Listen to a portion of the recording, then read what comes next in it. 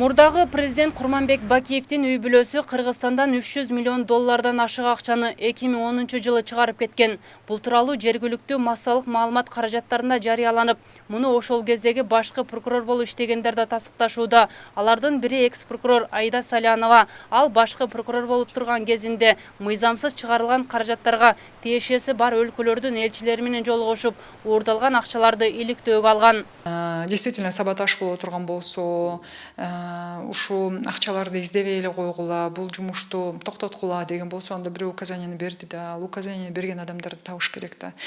Тескерисинче, мисалы менин убагымда мен үлгүрүп калганга аракет кылгам, анткени ошол эле Америка жагы, Америка тарап бизге айткан 5 жыл гана болгону банковский документтер сакталып турат деген. 5 жылдан кийин алар өчүрүлөт, уничтожаться этилет деп айтылган да. Салянанын баамында Бакиевдин үй бүлөсү Азия Универсал банк аркылуу эле 240 миллион долларды тышка чыгарып кеткен. Мындан сырткары башка субъекттер аркылуу алынган каражаттар да бар.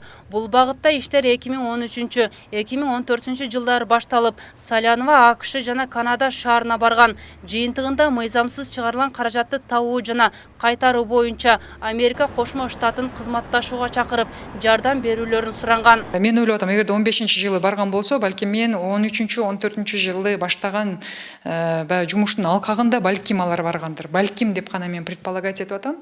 Эгерде бараган болсо дагы, мен наоборот ойлойт элем, мен анда жакшы болуптур, мен баштаган жумушту улантышыптыр деп ойлойт элем да. Бирок ошол барганы менен анан иш токтоп калып атпайбы? Кеп ошондо болуп атпайбы? Ким токтотту бул ишти? Эмне үчүн ал иш уланган жок деген маселе. Кызыкчылыгы болушу мүмкүн.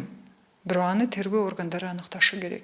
Мамлекеттин казынасынан чигерилген акчанын чоо жайын Максим Бакиевдин финансылык кеңешчиси Евгений Гуреевич жар салган. Анын айтуусунда Максим менен кызматташпай калган. Мындан улам Кыргыз өкмөтүнө уурдалган акчалар боюнча маалымат берүүгө аракет кылганын айткан. Бирок ошол кездеги тиешелүү орган окуя боюнча териштирүүгө чамасы жеткен эмес. Мына Гуреевичтин бул маалыматты ачыктаганына бир топ эле күн болуп калды.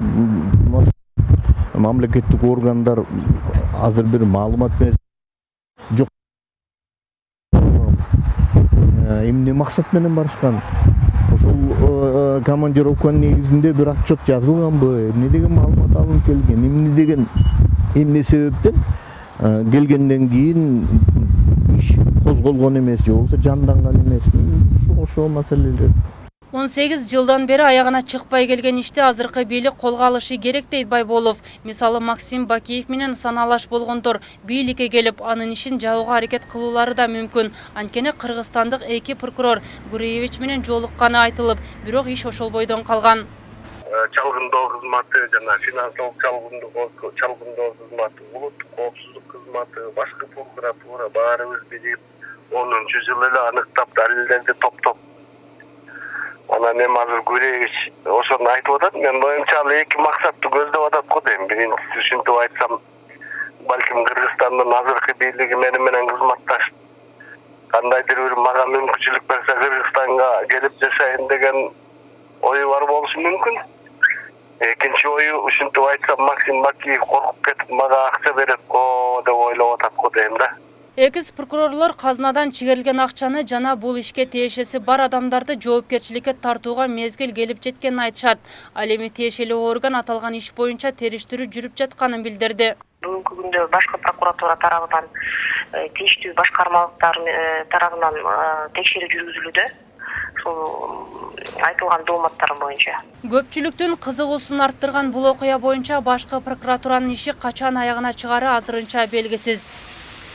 Гүлзара Бакаева, Арнас Маратов, Next TV.